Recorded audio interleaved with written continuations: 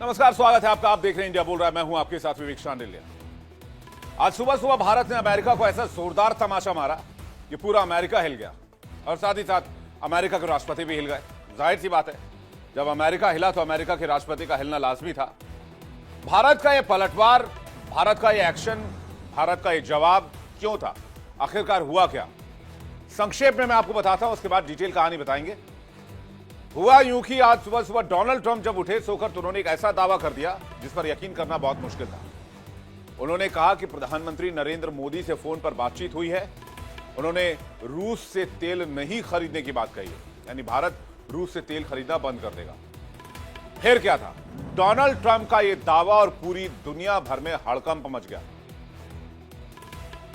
और दावा भारत को लेकर था, भारत के सबसे करीबी दोस्त को लेकर था, भारत और रूस की दोस्ती पर था, मोदी और पुतिन की दोस्ती पर था। तब आया भारत का जवाब, जो कहते हैं ना 100 सुनार की एक लोहार की, बहुत मशहूर कहावत है। तो इधर से भारत की तरफ से जवाब दिया गया कि डोनाल्ड ट्रंप ने जो भी दावा किया है वो भ्रामक है, तथ्यात्मक नहीं है और गलत है। और प्रधानमंत्री नरेंद्र मोदी की इस बारे में डोनाल्ड ट्रंप से कोई बातचीत नहीं हुई है और ना ही दोनों नेताओं के बीच बातचीत हुई। भारत के इस जवाब से अमेरिका को सांप सूंघ गया। पूरी दुनिया में डोनाल्ड ट्रंप की क्रेडिबिलिटी एक बार फिर से दांव पर लग गई और दुनिया के हर एक सोशल मीडिया प्लेटफॉर्म पर चर्चा होने लगी कि आखिर डोनाल्ड ट्रंप बार बार झूठ क्यों बोलते हैं। भारत के इस करारा पलटवार पर और करारे जवाब पर करेंगे आज की बड़ी इंटरनेशनल डिबेट और डिटेल से बताएंगे कि आज एमईए ने क्या कहा है और डोनाल्ड ट्रंप ने क्या बयान दिया था वो भी सुनवाएंगे। डोनाल्ड ट्रंप ने जब से अमेरिका की सत्ता संभाली है तब से ही अमेरिका का बेड़ा गर्क हुआ पड़ा है। डोनाल्ड ट्रंप की सियासत तेल, टैरिफ और दुनिया भर में टेंशन के आसपास घूम रही है और मुख्य किरदार हैं इसमें जो डोनाल्ड ट्रंप के निशाने पर है, रूस, भारत, चीन। मुद्दा है भारत और चीन का रूस से कच्चा तेल खरीदना, जो ट्रंप को रास नहीं आ रहा है। तो डोनाल्ड ट्रंप ये बता रहे हैं कि भारत को अपनी ऊर्जा जरूरत कैसे और किस पर डिपेंड रहकर पूरी करनी है, जिसके लिए भारत ने, प्रधानमंत्री नरेंद्र मोदी ने साफ कर दिया है कि भारत एक आजाद मुल्क है और अपने फैसलों के लिए भी आजाद है। आपको जो बन पड़ता है कीजिए।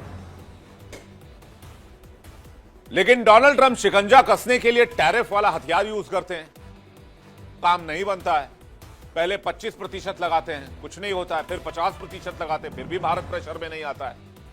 उसके बाद लेते हैं झूठ का सहारा, यानी साम दाम दंड भेद, भारत और रूस की दोस्ती टूट जाए और भारत झुक जाए। अब झूठी बयानबाजी कर रहे हैं, फिर भी ट्रंप की ओर से तेल का एक खेल जारी है। ट्रंप हर मोर्चे पर फेल होते जा रहे हैं। भारत के संदर्भ में ट्रंप के कार्यकाल में सबसे बड़ा विवाद बना है रूस से भारत और चीन का कच्चा तेल खरीदना। चीन को तो कुछ कह नहीं पा रहे कि चीन ने क्रिटिकल मिनरल पर अमेरिका की गर्दन पकड़ रखी है। तो अमेरिका बार बार भारत को चेतावनी देता है कि रूस के तेल से होने वाली आमदनी युद्ध को बढ़ावा दे रही है, लेकिन भारत ने साफ कहा है कि हम अपनी ऊर्जा जरूरत के हिसाब से बाजार से किसी भी देश से खरीदेंगे, किसी के दबाव में नहीं आएंगे। जिससे डोनाल्ड ट्रंप बौखलाए हुए हैं और इसी बौखलाहट में उन्होंने फिर एक बड़ा दावा कर दिया। उन्होंने कहा कि भारत रूस से तेल खरीदना बंद कर देगा। यह दावा खुद अमेरिका के राष्ट्रपति ने किया है। ट्रंप ने दावा किया कि भारत ने रूस से तेल खरीदना बंद कर दिया है। उन्होंने कहा कि प्रधानमंत्री नरेंद्र मोदी मेरे बहुत अच्छे मित्र हैं और हमारे बीच बहुत अच्छे संबंध हैं। हमने इस मुद्दे पर बातचीत की है। सुनिए पहले ट्रंप का दावा। But you have to understand, I've watched India for years. It's an incredible country. And every single year you'd have a new leader. I mean, some would be in there for a few months. And this was year after year after year. And my friend has been there now for a long time. And he's assured me there will be no oil purchased from Russia. There will be no oil. He's not buying his oil from Russia. It started. You know, you can't do it immediately. It's a little bit of a process. Trump का यह दावा, यह बयान ऐसे समय में आया जब रूस पर अंतर्राष्ट्रीय सैंक्शन और यूक्रेन युद्ध को लेकर ग्लोबल लेवल पर कई तरह की चर्चाएं चल रही हैं। ट्रंप ने कहा कि भारत ने उन्हें भरोसा दिलाया कि अब रूस से समुद्री कच्चे तेल का इंपोर्ट कम किया जाएगा, बंद किया जाएगा, नो ऑयल कहा उन्होंने। तो सवाल यह उठता है कि क्या एक सियासी बयानबाजी है या फिर ट्रंप कुछ अलग सोच रहे हैं या कुछ अलग करने वाले हैं। हालांकि इस दावे का उत्तर भारत की ओर से दे दिया गया। ट्रंप के इस बयान के बाद भारतीय विदेश मंत्रालय का बयान आया। क्या कुछ कहा एमईए ने, रणधीर जायसवाल ने, विदेश मंत्रालय प्रवक्ता ने, सुनवाते हैं आपको। जहां तक टेलीफोन की बात है तो उसमें मैं ये कह सकता हूं कि मेरी जानकारी के हिसाब से प्रधानमंत्री और राष्ट्रपति ट्रंप के बीच में कोई बातचीत नहीं हुई। तो डोनाल्ड ट्रंप ने एक बार फिर अंतर्राष्ट्रीय समुदाय में, अंतर्राष्ट्रीय मंच पर हलचल मचा दी, यह दावा करके कि भारत रूस से तेल नहीं खरीदेगा। एमई ने साफ कह दिया कि भाई ऐसा हुआ ही नहीं है। हालांकि भारत के विदेश मंत्रालय के इस दावे के बाद अमेरिका की तरफ से कोई रिएक्शन फिलहाल नहीं है, लेकिन जल्द ही कोई ना कोई रिएक्शन आएगा ही। अमेरिका का बड़बोलापन यहीं पर नहीं रुका, उसने भारत के साथ साथ चीन पर भी निशाना साधा। ट्रेड टैरिफ, रूसी तेल को लेकर अमेरिका और चीन के बीच टकराव बढ़ता जा रहा है। अमेरिकी वित्त मंत्री स्कॉट बेसेंट ने कहा कि अमेरिकी सीनेट राष्ट्रपति डोनाल्ड ट्रंप को चीनी आयात पर 500% टैरिफ लगाने का व्यापक अधिकार देने के लिए तैयार है। But 85 U.S. senators are willing to give President Trump the authority to put up to 500% tariffs on China for the purchase of Russian oil.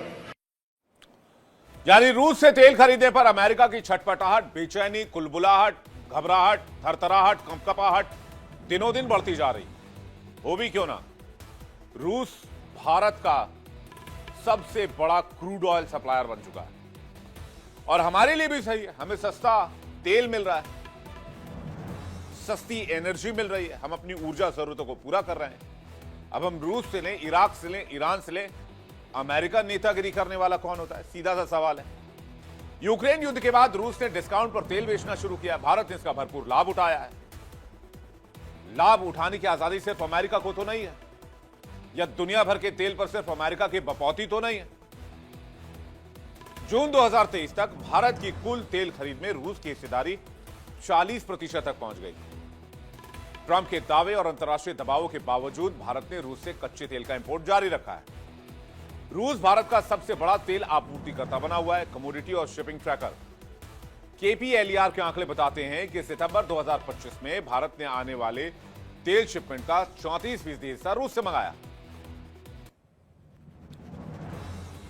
अब 17.8 लाख बैरल्स पर डे रूस से लेता है भारत। पर डे के आंकड़े हैं ये, 17.8 लाख बैरल। फिर 9 लाख बैरल इराक से, फिर 7 लाख बैरल जो है वो सऊदी अरब से पर डे, फिर लगभग 2.25 lakh barrel per day America से तेल खरीदा जाता है। और इसमें एक और इंटरेस्टिंग फैक्ट मैं यहां जोड़ दूं कि सबसे महंगा ऑयल जो आता है, लगभग $85 पर बैरल, वो अमेरिका से आता है, और लगभग $60 पर बैरल, उसमें भी $1-2 का डिस्काउंट, वो आता है रूस से।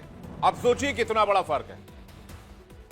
अमेरिका जबरदस्ती अपना ऑयल भारत को दे रहा है क्योंकि एक तो कॉस्टली है और वो अपने ऊपर डिपेंडेंसी बढ़ाना चाहता है। वो चाहता है कि हम रूस का सस्ता तेल छोड़कर हम अमेरिका का महंगा तेल खरीदें, अपनी इकोनॉमी पर प्रेशर डालें। हम ऐसा क्यों करें? रूस भारत के ऑयल रिलेशन पर अंतर्राष्ट्रीय राजनीति का असर भी साफ देखा जा रहा है, लेकिन निजी रिफाइनरियों की बढ़ती मांग यह बताती है कि भारत की ऊर्जा नीति अब ज्यादा प्रैक्टिकल और डायनामिक है और बाजार पर बेस्ड है। रूस से सस्ता तेल खरीदने की शुरुआत कैसे हुई? फरवरी 2022 में रूस यूक्रेन युद्ध शुरू हुआ। यूरोप ने रूसी तेल पर प्रतिबंध लगाया। रूस ने अपने तेल को एशिया की ओर मोड़ा। भारत ने 2021 में, आप यकीन नहीं करेंगे, रूस का तेल सिर्फ 0.2% इंपोर्ट किया था। फिर बाइडेन की सरकार आ गई 2021 के बाद। 21 में ट्रंप साहब विदा हो गए, ट्रंप पार्ट 1। तो वहां से बाइडेन की सरकार ने कहा कि आप ईरान से तेल ना खरीदें, आपको तेल खरीदना है तो आप रूस से तेल ले सकते हैं। ईरान पर अमेरिका ने सैंक्शन लगा दिया। तो भारत के लिए एक नया विकल्प खुला 2022 में, रशिया, और जबरदस्त बूम आया। भारत ने सस्ते तेल को रिफाइन भी किया और बाद में यूरोप और अमेरिका को डीजल पेट्रोल के रूप में बेचा भी। भारत ने बैकडोर ट्रेड की शुरुआत की। भारत ने इस मौके का रणनीतिक और आर्थिक फायदा भी उठाया। 2025 में भारत का सबसे बड़ा ऑयल सप्लायर रूस बन गया। औसतन 1.67 मिलियन बैरल पर डे की आपूर्ति रही है। यह भारत की कुल जरूरत का अभी भी करीब 37% है। हालांकि 40 से आप 2-3% नीचे जरूर आए, तो ये 2-3% प्लस माइनस चलता रहता है। डोनाल्ड ट्रंप के दावों के बावजूद रूस अभी भी भारत के लिए तेल का सबसे बड़ा सोर्स बना हुआ है।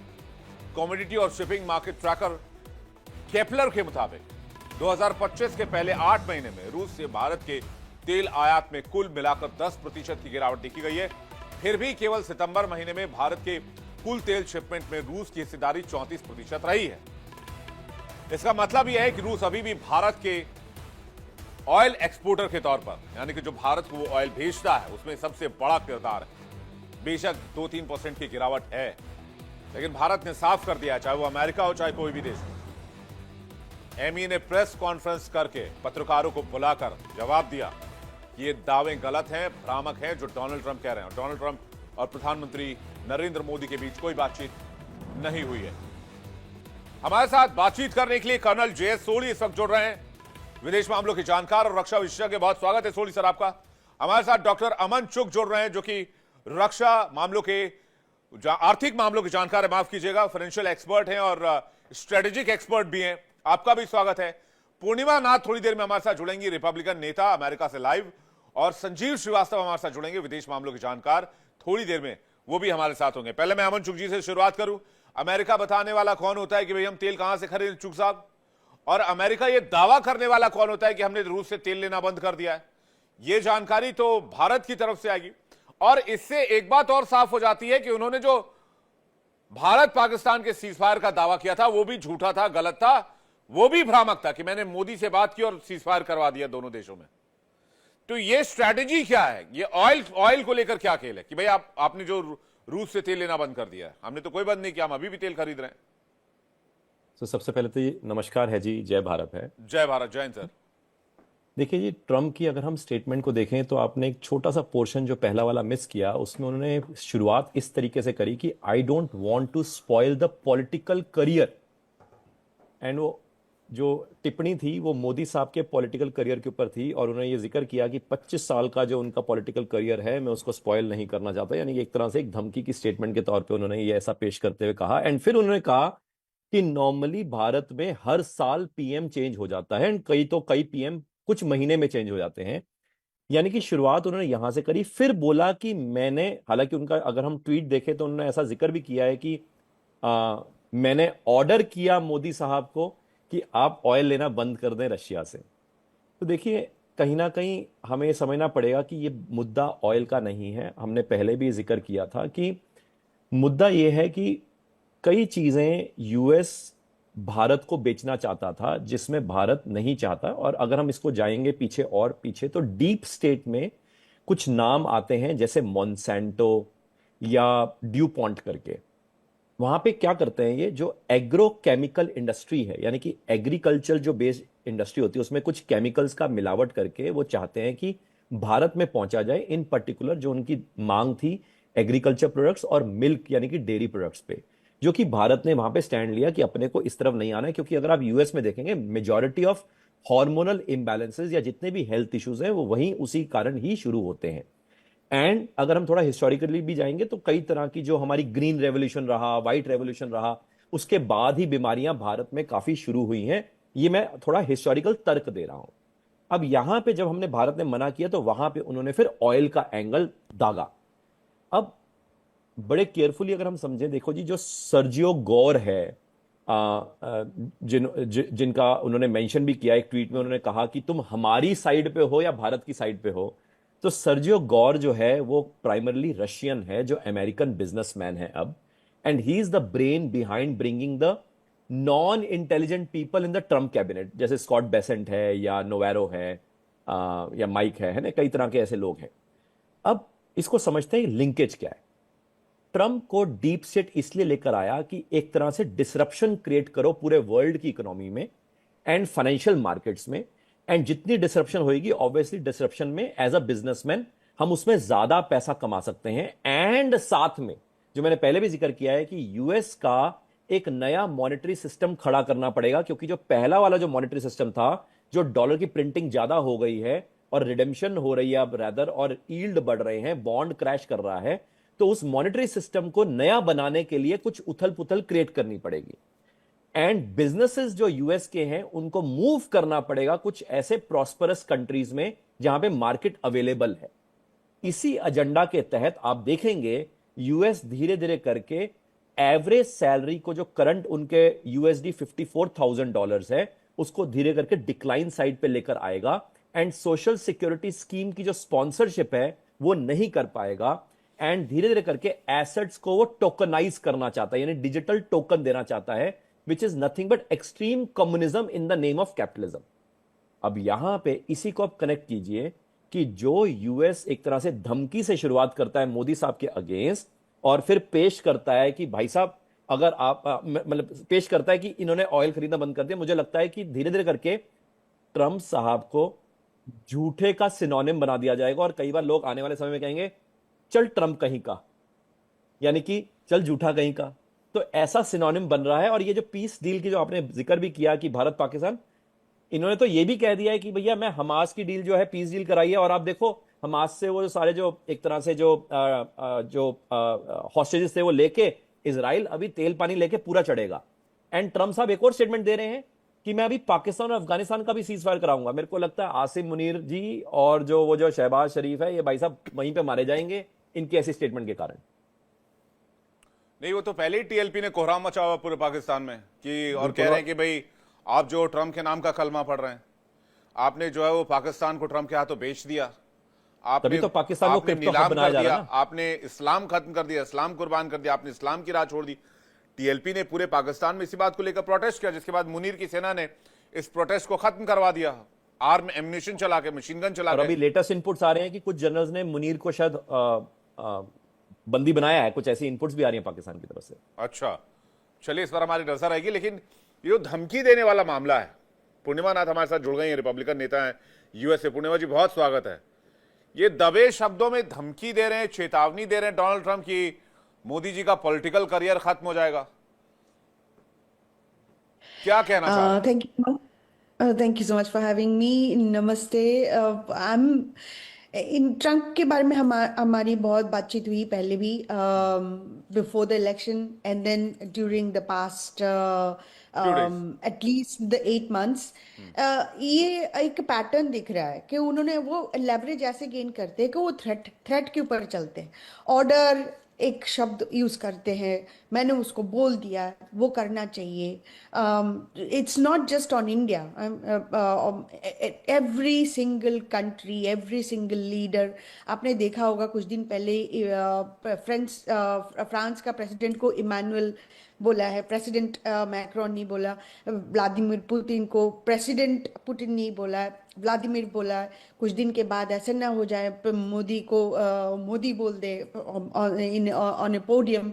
It's a pattern basically. वो चाहते कि दिखाए कि इनकी जो बेस है, इनके लिए जो स्टेटमेंट्स आ रही है प्रेसिडेंट ट्रम्प की, this is like a statement of from Bible and God like statement. जो भी कर रहे सही कर रहे, गलत भी सही है अभी। This is exactly how it is coming across and it is extremely disturbing because आज मल्टीपोलर वर्ल्ड में आप किसी को अभी धमका नहीं सकते हो, डरा नहीं सकते हो। सबका अपना अपना एक डिसीजन है for their own country sake, for their own national security sake, जैसे हमारे कंट्री में भी होना चाहिए। तो उसमें कोई बुराई नहीं है। लेकिन आप जाके एम्परर नहीं बन सकते। हम एम्परर के लिए वोट नहीं दिए, मैंने नहीं दिया, तो मुझे नहीं पता कौन दिया है एम्परर के लिए वोट, जो जाके दूसरा कंट्री को बोले कि मैंने ऑर्डर ये किया, मैंने ऑर्डर उसको ये किया, बंद कर वॉर बंद करने बोला, ये एक्सेट्रा सब सुनना चाहिए। दिस इज वेरी डेंजरस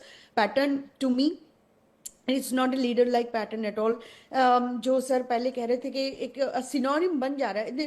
पहले तो मैं ये चाह रही थी कि एटलीस्ट पहले टर्म पे तो फैक्ट चेकर हुआ करता था, अभी फैक्ट चेकर को वापस लाए। लेकिन फैक्ट चेक कैसे करोगे? अब तो रोज इतने झूठ बोलते हैं, literally every line is all lies and it's disturbing to the point that जो मागा बेस जो उनको समझ नहीं आ रहा है, आई अंडरस्टैंड दैट, बट वो डेमोक्रेट कैसे उसको यूटिलाइज करके मिड टर्म को हासिल करेंगे, that is something that the country is now discussing. Unfortunately यहाँ पे क्या हो रहा है, जी।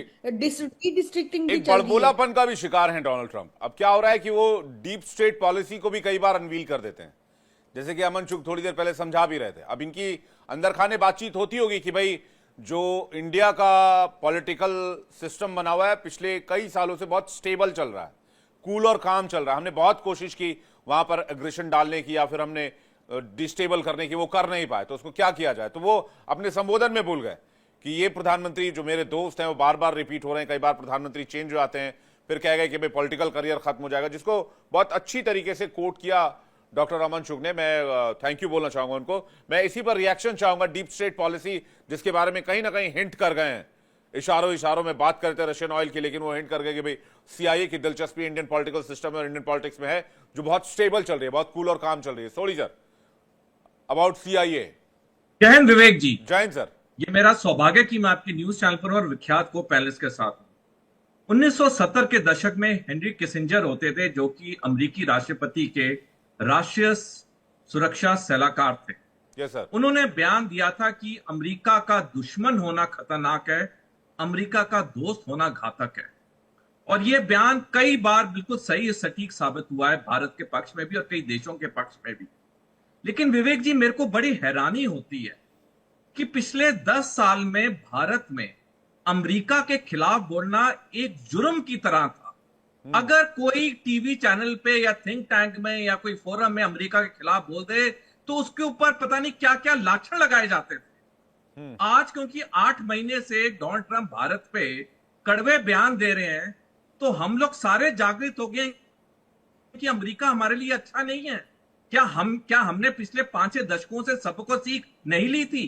क्या हमारा देश भूल गया था 1971 के युद्ध में कैसे अमेरिका ने अपना 7वीं नौसेना का बेड़ा भेजा था हम पे दबाव डालने के लिए?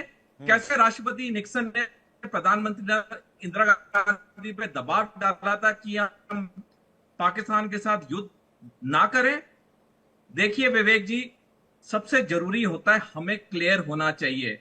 ऐसा नहीं कि 10 साल हम ट्रंप के गुण गा रहे थे, अमेरिका को ऐसे हमने एक पेडिस्टल पे रख दिया था कि अमेरिका से अच्छा कोई देश नहीं है, और आज 8 महीने में पूरी यहाँ पे पूरी थिंकिंग चेंज हो गई है। तो पहली बात तो हमें इस चीज का विश्वास होना चाहिए, अमेरिका हमारा ना कभी था ना कभी रहेगा। चाहे डेमोक्रेट पार्टी का राष्ट्रपति हो चाहे रिपब्लिकन का हो, अमेरिका एक व्यापारी देश है। अगर हम अमेरिका के नजरिए से देखें, अमेरिका जो भी करता है गलत नहीं करता, क्योंकि वो उसके राष्ट्रीय हित के लिए है। जहां तक डोनाल्ड ट्रंप की बात है, डोनाल्ड ट्रंप जैसे अभी मैम ने बिल्कुल सही बोला, जिन्होंने पूर्णिमा जी ने, कि डोनाल्ड ट्रंप जो कर रहा है वो अपने मकसद के लिए कर रहा है। और क्योंकि डोनाल्ड ट्रंप एक बहुत सफल व्यापारी था अपनी निजी जिंदगी में, वो सारी चीजें यहां पे यूज कर रहा है। लेकिन हमें ये चीज दशकों से देखनी चाहिए थी। हम अमेरिका के नजदीक तो हो रहे हैं, हम रूस से दूर हो रहे हैं। आज पाकिस्तान इकलौता देश है विवेक जी दुनिया में जिसके तीनों महाशक्तियों के साथ अच्छे रिश्ते, अमेरिका, रूस और चीन। ये हमारे लिए बड़ी चिंता वाली बात है, चाहे डोनाल्ड ट्रंप हो चाहे कोई डेमोक्रेट का हो। जहां तक CIA की बात है, जब मैं बच्चा था और 70-80 के दशक में, तब टीवी तो होती नहीं थी, न्यूज़पेपर होते थे, आए गए दिन न्यूज़पेपरों में छपता था CIA ने ये किया, CIA ने ये किया। जो आजकल आप डीप स्टेट की बात करते हैं, 1970-80 के दशक में भी डीप स्टेट की बात होती थी। तो अगर आज हम 50 साल भी डीप स्टेट की बात कर रहे हैं, तो हमें अंदर इंट्रोस्पेक्शन करना चाहिए कि हम 50 साल में डीप स्टेट को खत्म क्यों नहीं कर पाए हैं। हमारी क्या सुरक्षा एजेंसियां कमजोर हैं? हमारी क्या इन्वेस्टिगेशन एजेंसी कमजोर है? मैं 1 मिनट और चाहूंगा विवेक जी, आज जिस मुकाम पे आप हैं या चारों पैनलिस्ट हैं, हमें यहां तक पहुंचने के लिए कितने मेहनत करनी पड़ी? क्या किसने हमारा साथ दिया? कोई नहीं साथ देता है। जब आप सफलता की सीढ़ी पर चढ़ रहे होते हैं, आपके दुश्मन ज्यादा होते हैं, दोस्त आपके वर्चुअली खत्म हो जाते हैं। ये चीज हर देश के साथ होती है, ये चीज भारत के साथ भी हो रही है। हमें डोनाल्ड ट्रंप की बातों पे बिल्कुल ध्यान नहीं देना चाहिए। भारत को सिर्फ अपनी तरक्की, अपने विकास पे कंसंट्रेट करना चाहिए। जी, फोकस बिल्कुल क्लियर होना चाहिए, ये बात सही है, मैं इस बात से सहमत हूं।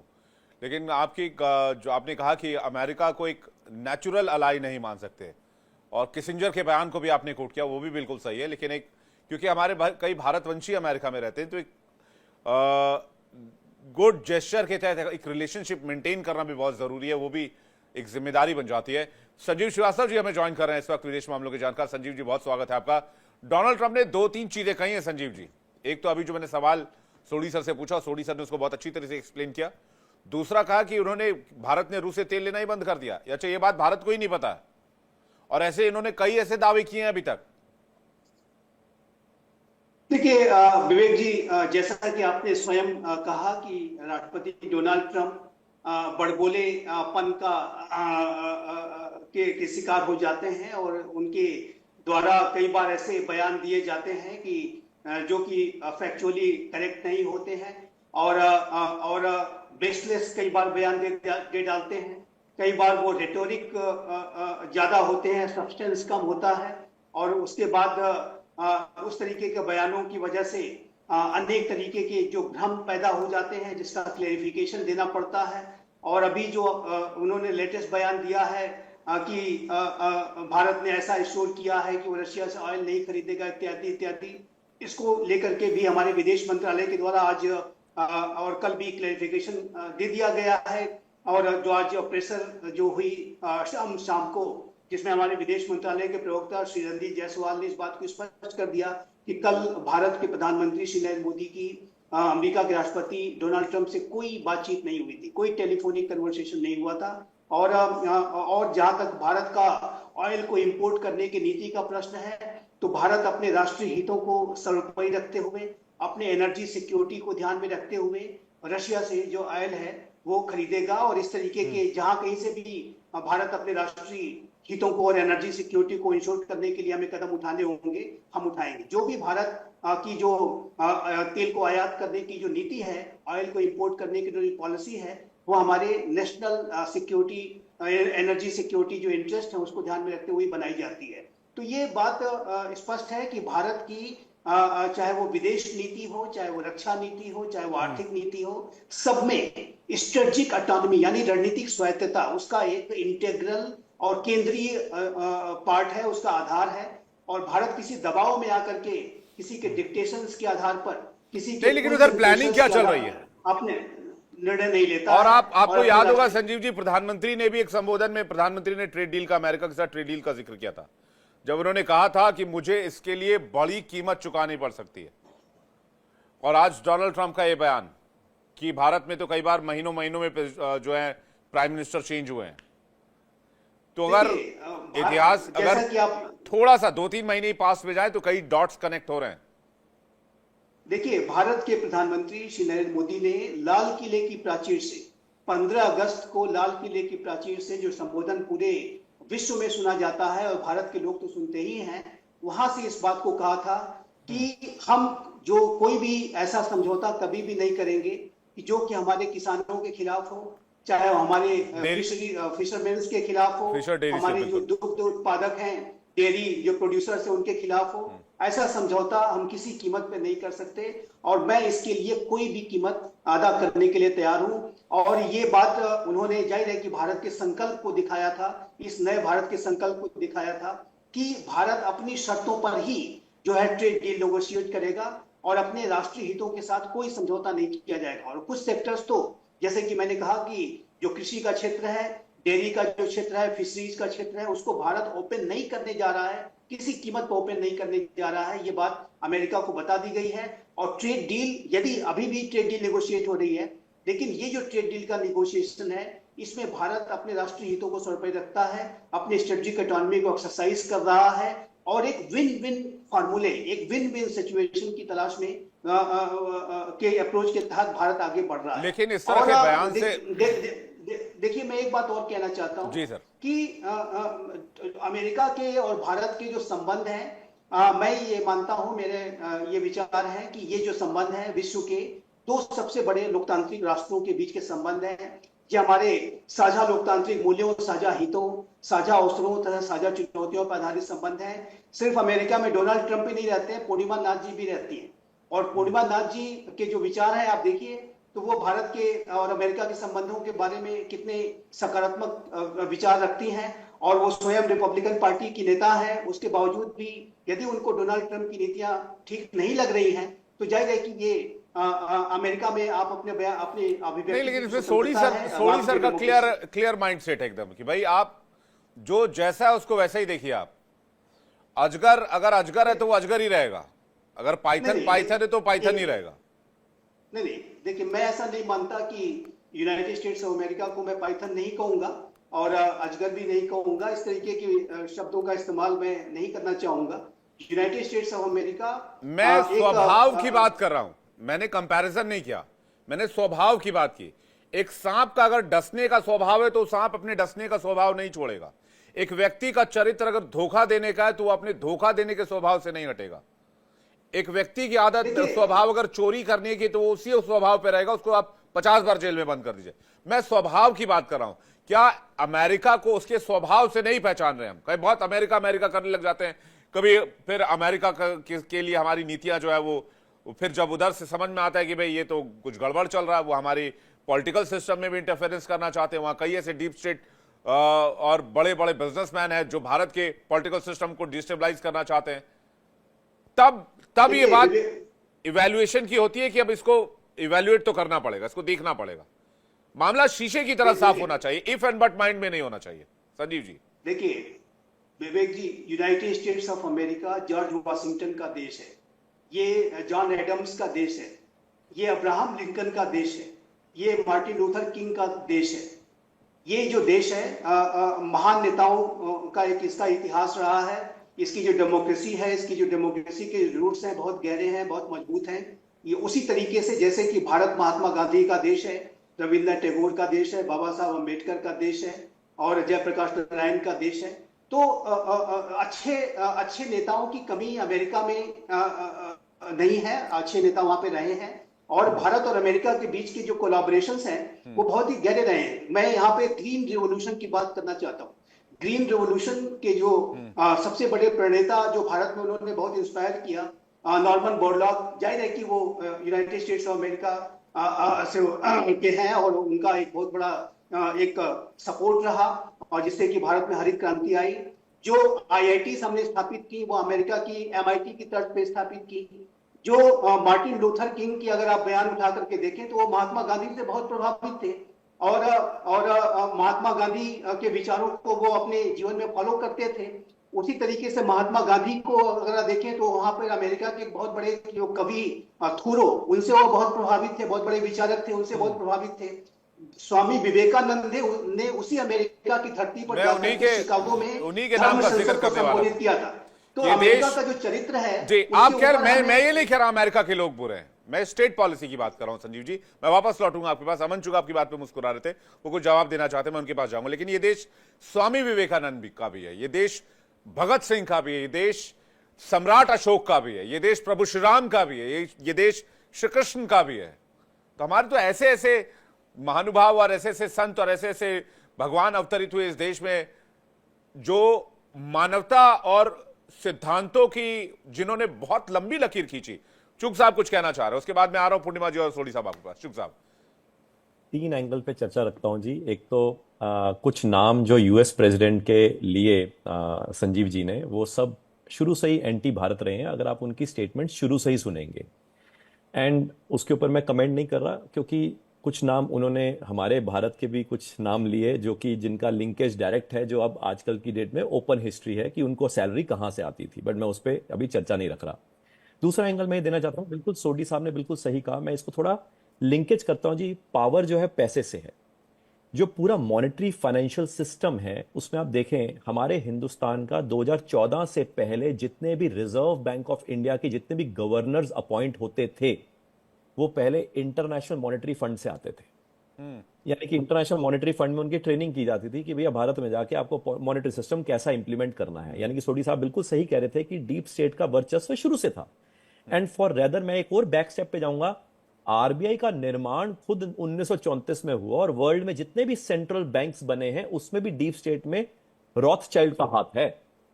एंड कहां कहां कैसे कैसे बनाए गए हैं वो आप देख सकते हैं हिस्ट्री में, even federal open markets committee का जो निर्माण 1913-14 में हुआ, उससे पहले जैकिल आइलैंड में मुलाकात हुई और टाइटैनिक की शिप इसलिए डुबाई नहीं गई, उसमें 3 लोग थे जिनको मारा गया था, और ये सब अब धीरे करके लोग जानते हैं।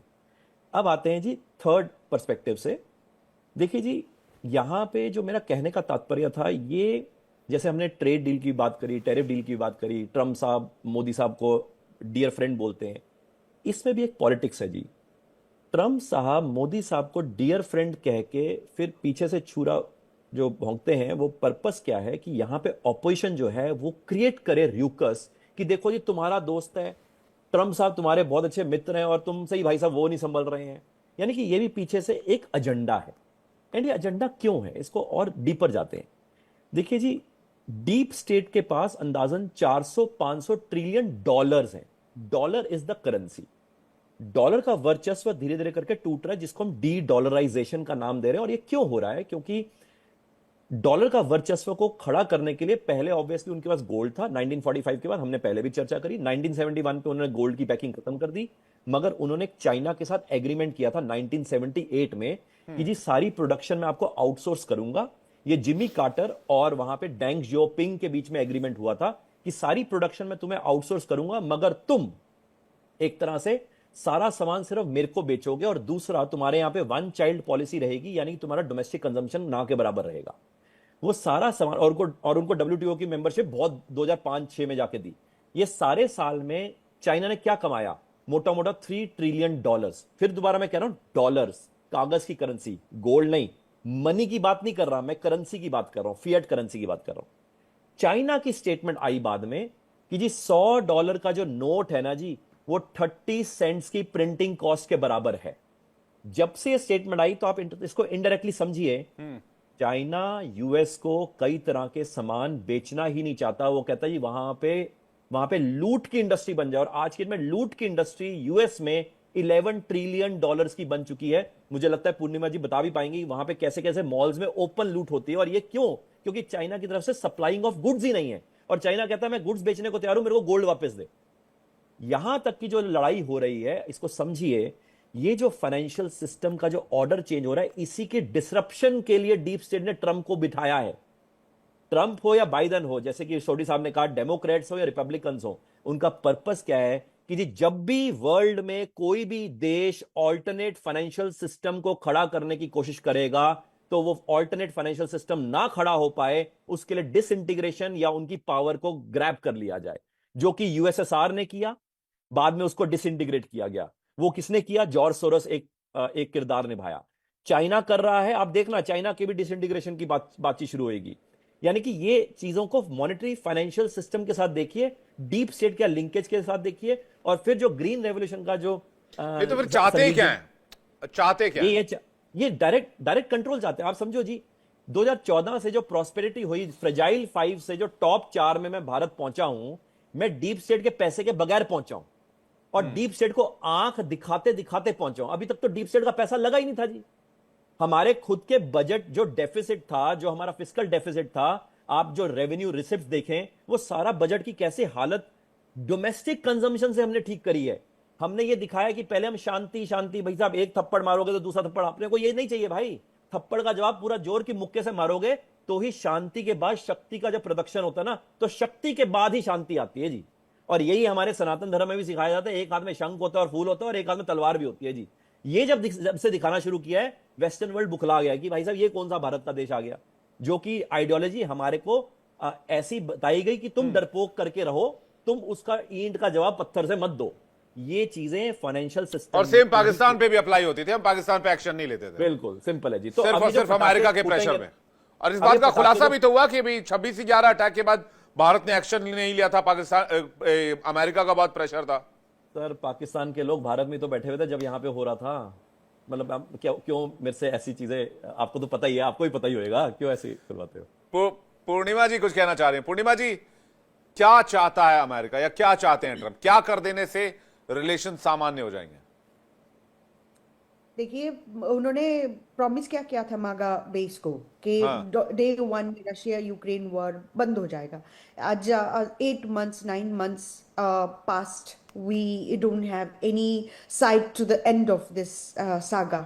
तो उनका जो बार बार इसीलिए बार बार कहते कि मैंने 7 वार बंद करवा दिया, 8 वार बंद करवा दिया, India Pakistan is part of it, but India actually refuted the claim. लेकिन वो क्लेम यूनाइटेड स्टेट्स की टॉप मीडिया छपाया नहीं उसको। तो बार बार वो झूठ बोलने से उनको ऐसे लगता है कि आप अगर if you lie 1,000 times it becomes truth। ये एक एजेंडा में चलाते हैं, वो नैरेटिव कंट्रोल करने की कोशिश में है। आपको याद होगा कल I think there was a statement from Scott Bessent. उन्होंने ये कहा कि मैं एशियन कंट्रीज, इंडिया एक्सेट्रा सबको साथ बात करूंगा कि ये चाइना को कंट्रोल करने के लिए। भाई कुछ दिन पहले तो आप ये कह रहे थे कि इंडियन इकोनॉमी डेड है, कुछ दिन पहले तो आप ये कह रहे थे कि आपके एडमिनिस्ट्रेशन कह रहे थे कि इंडिया आप मारिया बर्टिरोमो के साथ इंटरव्यू में हंस रहे थे इंडियन इकोनॉमी के ऊपर। आप हावर्ड लुटनिक कुछ दिन पहले बोल रहे थे कि India will come back and से sorry and this is how Donald Trump is going to deal with Modi. And आपकी पीटर नवरो कह रहे थे कि इंडिया इज गिव्स ए महारा तारीफ। ऐसे मतलब टॉन्ट करे जा रहे थे कॉन्स्टेंटली। आप बोल रहे हो कि आप इंडिया के साथ बात करना है चाइना को कंट्रोल करने के लिए। आप कहाँ थे पहले? समझ नहीं आया कि इंडिया के population, young population, youth population is higher than in American entire class of population over here. और यहाँ पे जो सिचुएशन चला रहा है इंटरनली मिलिट्री भेज के सिटीज को कंट्रोल करना, डीसी को कंट्रोल करना, एक शक्ति प्रदर्शन करना। और आप जो कह रहे थे कि peace through strength, according to President Donald Trump, it is through threats, it is through terrorizing, it is through making orders, it is through बोलने के मैं अमेरिका में इन दिनों यही चल रहा है, जो डोनाल्ड ट्रंप के साथ नहीं वो गद्दार है। ये कमाल का narrative. 100% this is happening sir, and this is very dangerous कि political जी ऑफ कोर्स ये फ्रीडम ऑफ स्पीच कहाँ पे है? आप अगर कुछ बोल भी दोगे तो वो उठा लेंगे। अभी कुछ दिन पहले कल की तो चल रही है, 2-3 दिन से चल रही है, वीजा रिवोक कर दिया 6 फॉरेन नेशनल की। मैंने देखा वो आर्टिकल में लिखा हुआ था, सारे मोस्टली साउथ अमेरिकन ऑफिशियल है जो एक्चुअली सिटीजन है। बेसिकली वो चार्ली कर्क के साथ अलाइंड नहीं है तो उनका वीसा ने रिवोक कर लिया। आप बेसिकली कुछ भी कर रहे हो टू रिवोक योर वीसा। आप इंडियन को टारगेट कर रहे हो H1B और उनको स्कैमर्स बोले जा रहे हो, उनको बोल रहे हो कि फ्रॉडस्टर्स है, उनको बोल रहे हो कि वो एक्चुअली यहाँ पे आए इंडियन अमेरिकन जॉब चुराने के लिए, हम जैसे पढ़ा लिखे लोग यहाँ पे आए अपना लाइफ बनाने के लिए। ये सुनने के लिए नहीं कि यू आर ए स्कैमर और फ्रॉडस्टर्स और अमेरिकन जॉब चुराने लाए हो। क्योंकि at the same time India को ये कहना पड़ेगा कि अगर America is so racist in a way that they don't want Indian citizens at all, तो यहाँ पे मत भेजो इंडियंस को, क्योंकि we don't want to be second grade citizens। ये जो करेंगे क्या फिर? वो कह रहे हैं चाइना पे 500% का टैरिफ लगा दो। इनके अच्छा इनकी मंडली में भी अजब अजब लोग हैं, चाइना पे 500% टैरिफ लगा देंगे तो आप चीजें लाएंगे कहां से? आप जो सारा गुड्स यूज करते हो सारा इंपोर्ट चाइना से करते हैं, आप इंडिया से इंपोर्ट करते हैं। इंडिया और चाइना मैन्युफैक्चरिंग हब है। इंडिया अब और मैन्युफैक्चर करने लग गया। आप यहां पर आपने 50% लगा रखा है, चाइना पे कहते हैं 500% लगा दो, इंडिया पे कहते हैं 200% लगा दो। तो वहां क्या घास छिलेंगे बैठकर? वहां अमेरिकी खरीदेंगे क्या? कहां से खरीदेंगे? डोनाल्ड ट्रंप क्या वो सब्सिडी देंगे अमेरिकन को कि भाई आप हमारे से पैसे लो जो टैरिफ से आ रहा है? कहां से बनाएंगे? तो क्या बनाएंगे? क्या है मैन्युफैक्चरिंग कैपेसिटी अमेरिका की? यूएस क्या बनाता है? टेक्नोलॉजी, डिफेंस में मिसाइल्स, हेलीकॉप्टर्स और विमान और फाइटर जेट्स, ये खा के रहेंगे अमेरिका के लोग। हम लोग कुकिंग ऑयल कहाँ से? अभी चाइना से कुकिंग ऑयल नहीं आएगा, हम शायद क्रूड ऑयल से खाना बनाएंगे अब। Unfortunately this is the situation over here. Manufacturing shale oil एक अच्छा ऑप्शन है। महीने में नहीं बनता. Obviously, it needs 6 months, 8 months, a year to set up something. इनके लिए बड़ा बड़ा headline अच्छा लगता है कि I made a deal with Qatar, I made a deal with Saudi, I made a deal with EU, I made a deal with XYZ. लेकिन यहाँ पे कुछ नहीं दिख रहा है. हमारा oil price, gas price, egg price, bread price, meat price is same. It's not going down at all. Inflation बहुत ज्यादा हो गया क्या अचानक से? बहुत चीजें महंगी हो गई हैं. जी sir. It hasn't gone down, but at the end of the day, America actually wants to focus on exporting oil. इसीलिए तो सबके मतलब इंडिया को कह रहे हैं कि आप रशिया से तेल ना खरीदो. हम $60 पर बैरल का ऑयल छोड़ के $85 पर बैरल का ऑयल खरीदने लग जाएं. पर बैरल $25 एक्स्ट्रा पे करें, चूंकि अमेरिका चाहता है, अमेरिका वांट्स कि हम ऑयल उनसे खरीदें. सोनी साहब कुछ कहना चाह रहे हैं? उसके बाद संजीव सर आपके पास आ रहा हूं मैं. सोनी साहब, इलाज क्या है इस पर्टिकुलर, मैं तो पूरे अमेरिका की बात नहीं करता, इस पर्टिकुलर रिजीम का? भारत ने तो अभी तटस्थता दिखाई है, लेकिन कहीं ना कहीं प्रेशर बढ़ रहा है, प्रेशर बिल्डअप है अभी. विवेक जी, डोनाल्ड ट्रंप के 3.5 साल का कार्यकाल और है, और ये छोटा समय नहीं है, क्योंकि 5 साल के बाद किसी भी वक्त चीन और पाकिस्तान भारत पे 2 फ्रंट वॉर करेंगे. इसी साल 17 मार्च को जनरल उपेंद्र द्विवेदी, जो कि भारतीय थल सेना के सेना अध्यक्ष, उन्होंने कहा 2 फ्रंट वॉर भारत पे प्रोबेबिलिटी नहीं है, रियलिटी है, अनकोट. जितनी टाइमलाइंस हैं, 2030 के बाद कभी भी ये दोनों देश हम पे युद्ध करेंगे. और इसके 2 बड़े बिंदु हैं. पहला है जो मेडॉक डैम चीन बना रहा है अरुणाचल के बॉर्डर से 30 किलोमीटर दूर, वो 2030 में खत्म होगा. दूसरा, जो चीन ने अभी 19 अगस्त को तिब्बत और जिंजियान के बीच में एक रेलवे लाइन बिछाने का काम किया है, वो भी 2030 में खत्म होगा. और इसीलिए मैं कह रहा हूं 2030 के बाद कभी भी 2 फ्रंट वॉर होगी भारत पे. तो ये जो अगले 5 साल का कार्यकाल है, जिसमें 3.5 साल डोनाल्ड ट्रंप के कार्यकाल के साथ ओवरलैप करते हैं, भारत के पास 5 साल है अपनी आर्थिक और सैनिक तैयारी को और मजबूत करने के लिए. जैसे मैंने पहले कहा, हमें चाहे डोनाल्ड ट्रंप का कोई बयान हो, चाहे जेडी वैंस का बयान हो, हमें उसमें ज्यादा उलझना नहीं चाहिए. हमें अपनी आर्थिक और सैनिक शक्ति में इजाफा करना चाहिए. विवेक जी, एक बात बिल्कुल साफ है, चाहे चीन हो चाहे अमेरिका हो, वो भारत की तरक्की से नाखुश है. चीन इसलिए नाखुश है क्योंकि वो दूसरा चीन नहीं देखना चाहता भारत में, और अमेरिका इसलिए नाखुश है क्योंकि वो दोबारा चीन जैसा भारत को नहीं बनाना चाहता है. तो हमें इस वक्त, मैंने एक लेख भी लिखा है, द ग्रेट इंडियन लीप, हमारे पास 5 साल का समय है एक बड़ी छलांग मारने के लिए. और इस 5 साल में हम जितनी तरक्की करेंगे आर्थिक या सैनिक तौर पे, उतना हमारे लिए अच्छा होगा, क्योंकि युद्ध के बादल ऑलरेडी गहरे होने शुरू हो गए भारत में. बहुत बड़ा पॉइंट आप ऐड कर रहे हैं, इसको भी हम डिबेट में शामिल करेंगे और नेक्स्ट टाइम इस पर और अच्छे से एक्सप्लेनर करके आपके दर्शकों के सामने तक लेकर आएंगे. सोनी साहब, आप हमारे साथ जरूर गेस्ट पैनल में रहिएगा और बाकी गेस्ट पैनल को भी रखेंगे. लेकिन संजीव सर से एक रिएक्शन चाहते हैं. संजीव सर, जो बात सोनी सर कह रहे हैं कि दुनिया के रिलेशंस में अभी बहुत ज्यादा उलझने की आवश्यकता नहीं, अभी फोकस करने की आवश्यकता है. लेकिन डोनाल्ड ट्रंप रिजीम है 3.5 साल, और अमेरिका एक पावरफुल कंट्री है और डोनाल्ड ट्रंप एक पावरफुल पोजीशन पर है, तो एकदम ही नजरअंदाज तो नहीं हो सकते, या फिर एकदम ही ऐसा कहने कि भाई अमेरिका यूएस रिलेशनशिप नहीं है, ये भी नहीं हो सकता. मेंटेन कैसे होगा, ये क्या करना चाहिए? देखिए, मेंटेन होगा क्योंकि इसकी जो नींव है बहुत गहरी है. डोनाल्ड ट्रंप जाहिर है कि अमेरिका के राष्ट्रपति अवश्य हैं, लेकिन वो हमेशा के लिए तो राष्ट्रपति है नहीं, और वहां पर अभी मिड टर्म के इलेक्शंस भी होने वाले हैं. तो ऐसे में जब उनके पास मिड टर्म का जब मौका आएगा अमेरिका की जनता के पास, और पूर्णिमा नाथ जी और इसी तरीके से जो भी अन्य ऐसे अमेरिका के जो तमाम लोग हैं जो कि इन तरह की नीतियों से पसंद नहीं कर रहे हैं, तो उनको अपना से देने का जो एक अवसर आएगा, मिड टर्म में भी आएगा, और उसके बाद फिर से 2 साल के बाद चुनाव होंगे.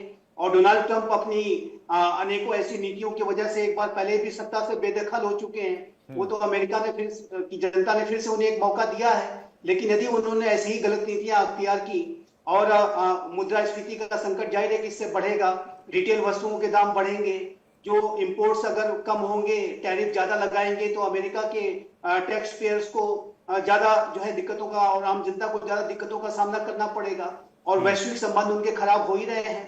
तो ऐसे में डोनाल्ड ट्रंप का जो कार्यकाल है वो बहुत ही ज्यादा उनके लिए और पूरे अमेरिका के लिए अल्टीमेटली घातक होगा। मैं ये कहता हूं, जैसे विवेक जी आपके शोज में मैंने पहले भी कहा है जी। कि अमेरिका की जो इस तरीके की बेहद सेल्फ सेंट्रिक आत्म केंद्रित नीतियों का जो सबसे बड़ा खामियाजा है वो अमेरिका को ही भुगतना पड़ेगा अल्टीमेटली।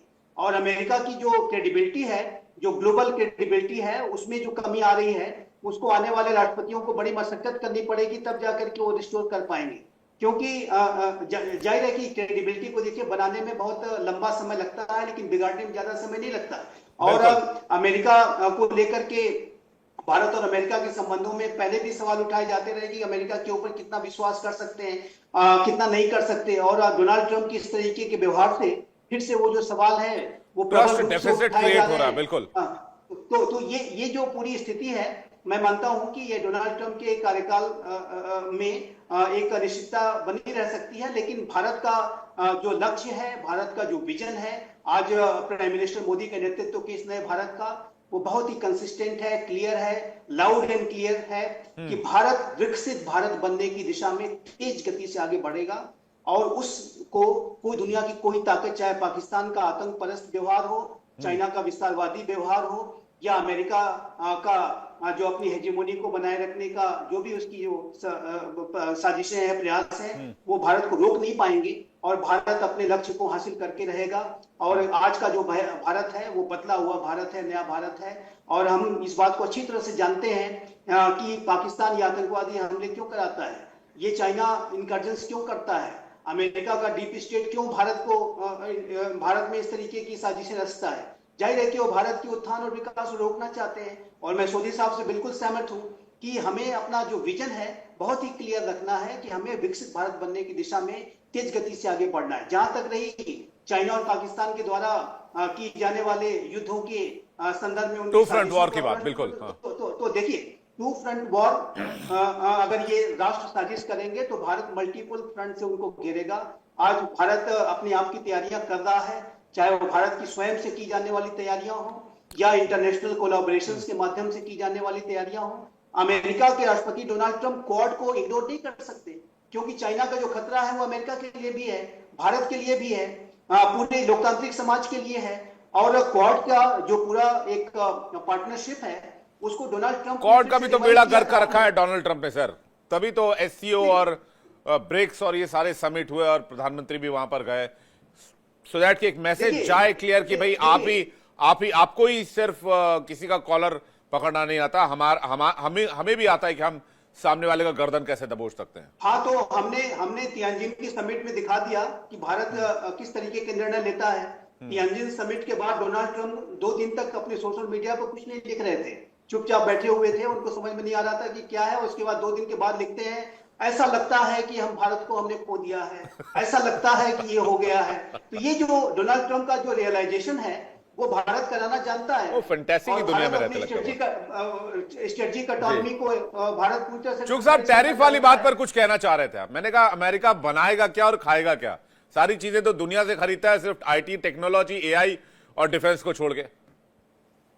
देखिए, ऑन अ लाइटर नोट यूं कह सकते हैं कि जब से ट्रंप साहब आए हैं, शायद मेरे को लगता है कपिल शर्मा शो की टीआरपी कम हो गई होगी, क्योंकि ट्रंप साहब अपने आप में काफ़ी अच्छी कॉमेडी कर रहे हैं on a lighter note. But then आपकी बात बिल्कुल सही है, यूएस ने जब सारा ही आउटसोर्स कर दिया तो आप यकीन मानिए कोविड के दौरान भी US was not able to take action against China. क्यों? क्योंकि टॉयलेट पेपर भी चाइना से आते हैं। मतलब आप छोड़ दो बाकी, मतलब टॉयलेट पे आप समझो, यूएस में अगर टॉयलेट पेपर भी चाइना से आते हैं तो टॉयलेट पेपर रोल्स ही नहीं आएंगे तो क्या करेंगे आप? ये इतना बड़ा क्योस है। अब देखिए, ये भी लाइटर नोट पे था, ये सीरियस नोट पे था।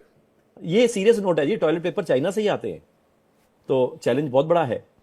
अब आते हैं जी, ये जो तेल की आपने जो जिक्र किया, मैं इसमें थोड़ा एक और ऐड ऑन कर देता हूं। देखिए जी, रशिया से जो ऑयल आता है वो यूरल ऑयल होता है, जिसकी रिक्वायरमेंट पूरे यूरोप को है। मेजरली 4 तरह के तेल हैं वर्ल्ड में। एक ब्रेंट ऑयल है जो सऊदी देखता है, सऊदी एंड द गैंग। दूसरा है वेस्ट टेक्सास इंटरमीडिएट ऑयल जो यूएस के पास है। तीसरा है क्रूड जो कि यूएई साइड पे हम बात कर सकते हैं। और चौथा है अपना Ural oil. Russian Ural oil पूरे यूरोप को चाहिए होता है, और यूरोप को सिंस ऑब्वियसली भिड़ा दिया यूएस ने। इसके ऊपर भी चर्चा मैं फिर कभी करूं कैसे भिड़ा दिया वगैरह, क्योंकि मैं यूं कहता हूं चाइना वेड्स अमेरिका, जो चिमेरिका की शादी थी जब टूटी तो यूएस को लगा कि रशिया वेड्स यूरोप जो था यूरशिया, उसकी शादी भी तोड़ दो। तो वो शादी जब टूटी गई नॉर्थ स्ट्रीम में जो बॉम्बिंग हुई वगैरह, तो उसके बाद ये सारा खेल खुल गया। ये यूरल ऑयल भारत को इंपॉर्टेंट है, ना सिर्फ सस्ता है, दूसरा पॉइंट ये है इसको हम रिफाइन करके पूरे यूरोप की मार्केट में पेनिट्रेट कर सकते हैं। वो पर्पस हमारा वेस्ट टेक्सास इंटरमीडिएट सॉल्व नहीं करता है। ये मैंने कहा ऑयल का पॉइंट मैं बता दूं, मैं क्विक पॉइंट्स कुछ बताने की कोशिश कर रहा हूं। तीसरा है कि जी ट्रम्प साहब बार बार मोदी साहब को माय डियर फ्रेंड कहते हैं। मेरे को लगता है कि जितना वो प्यार मेरे को लगता है मोदी साहब को देते हैं, उतना शायद उन्होंने 4-5 बीवियों को नहीं दिया होगा।